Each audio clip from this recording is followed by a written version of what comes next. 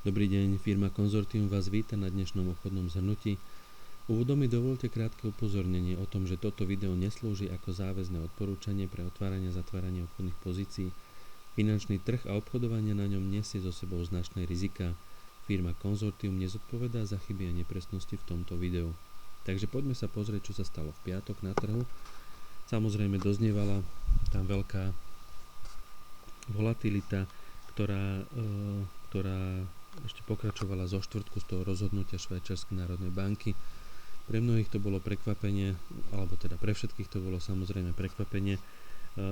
Mnohí to však vnímajú ako veľmi negatívny krok. Ja si to nemyslím, podľa mňa je to taký zdravý krok.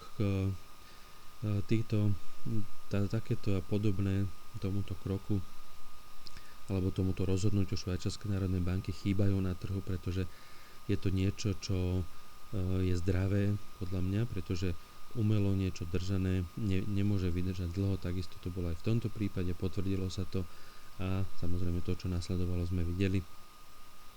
Takže zvýšená volatilita bola jednoznačne tým jediným alebo tým hlavným, čo bolo podstatné na trhoch.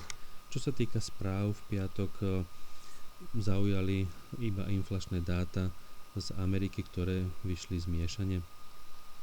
Čiže to znamená, že nespôsobili nejaké veľké alebo zásadné pohyby na trhu. Čo stálo za pozornosť, samozrejme DAX, nové historické maxima. Uvidíme, čo to znamená. Poďme sa na to aj pozrieť.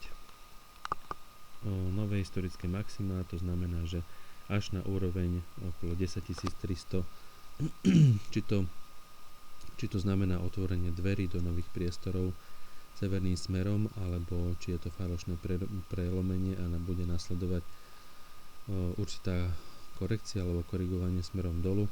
Uvidíme v najbližších hodinách alebo v najbližších dňoch. V piatok ešte, čo stalo za pozornosť, tak všimli sme si, že grécke banky žiadajú o likviditu. Je vidieť, že tam sú určité problémy, čo pravdepodobne súvisí s budúcotýždňovými, s budúco-víkendovými voľbami, ktoré prebehnú v Grécku a s tým súvisiace obavy ľudí, preto sa zásobujú likviditou, takže znovu klasická panika na trhu. Nemyslíme si však, že by to malo urobiť nejaké zásadné pohyby na trhu zatiaľ. Uvidíme, čo bude ďalej. Takisto sme zaznamenali v piatok straty určitých brokerov, čo súviselo s tým štvrtočným rozhodnutím Švajčiarskej národnej banky. Takže toľko asi z piatku. Naozaj bolo zaujímavé sledovať tie pohyby na trhu a reakcie obchodníkov, ľudí, firiem, brokerov na to rozhodnutie Švajčiarskej národnej banky.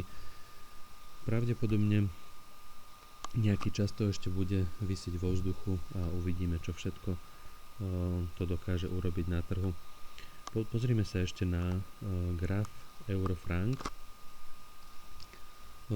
Dal som týždenný graf, pretože denný vyzerá veľmi zvláštne.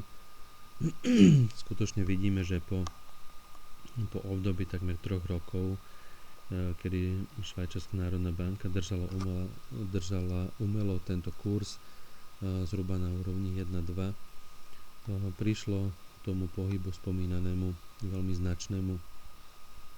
Bolo to v podstate behom pár minút alebo hodín, takže tento pohyb samozrejme bol značný, ale ako som hovoril, je to niečo, čo je dobré pre trh a postupne si myslím, že budeme svedkami takýchto vecí, kedy banky a politici budú postupne uvoľňovať tie veci, ktoré umelo držia.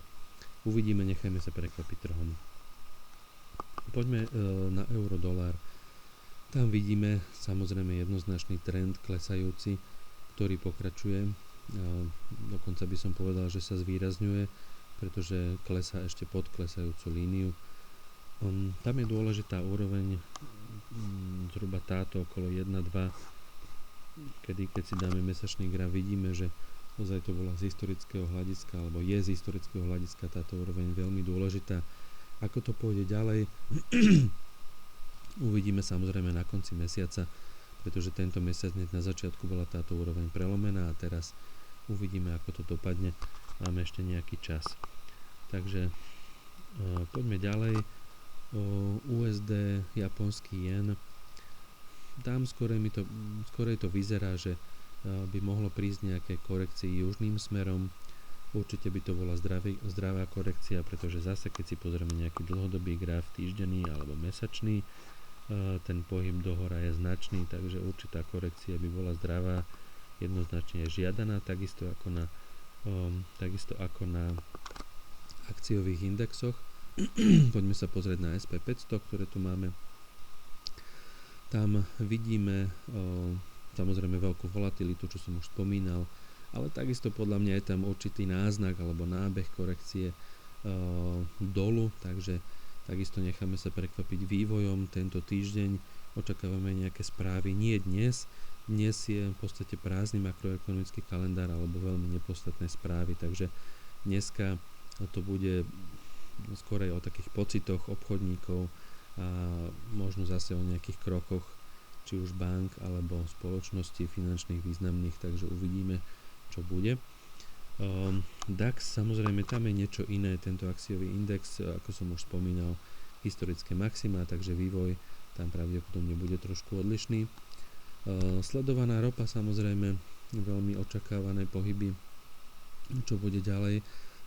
Trend je jednoznačný, ako je vidieť aj bez nejakých trendových čiar a indikátorov.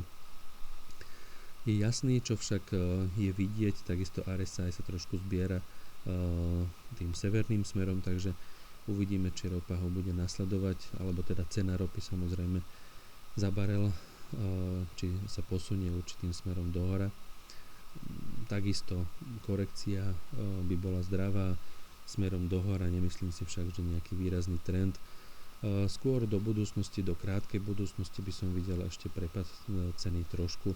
Uvidíme však, čo sa bude diať na trhu. Zlato takisto veľmi zaujímavé. Pozvolna prešlo z klesajúceho trendu do rastového. Zdá sa, že cena $1200 za uncu zlata je veľmi je taká neprekonateľná alebo slúži ako support. Zatiaľ uvidíme, čo bude ďalej rovnako, ale jednoznačne vidíme, že cena zlata rastie. Či už obchodníci vyhodnocujú ako nejaký bezpečný prístav, čo vieme, že tento status zlato v posledných dekádach stratilo. Uvidíme, či znovu sa k tomu preberie. Necháme sa prekvapiť vývojom. Libra dolár, rovnako klesajúci trend, možno nie až tak výrazný ako euro dolár, ale trend je jasný. Austrálsky dolár takisto je teraz na takej hranici. Uvidíme, ako to pôjde ďalej. Môže sa rozhodnúť teraz, či sa potvrdí ten trend klesajúci, alebo naopak, či príde k nejakej korekcii. Japonský index, podobne ako americké indexy, pravdepodobne prichádza k nejakej korekcii. Takže zakončil by som možno s tým, že tento švajčiarsky frank teraz zahýbal trošku trhom, ale myslím si, že je to zdravá reakcia trhu, zdravá reakcia Švajčiarskej národnej banky. Každopádne buďme opatrní pri obchodovaní a prajem všetkým veľa obchodných úspechov aj dnes. Dovidenia.